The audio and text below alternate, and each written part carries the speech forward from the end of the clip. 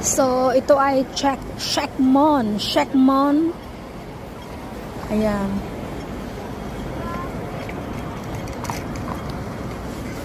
So, ito yung Checkmon. Kings Plaza 1 and this one is Kings Plaza 2. So, kakatapos lang namin mag-dinner. So, kami tatlo ng aking mga bossing.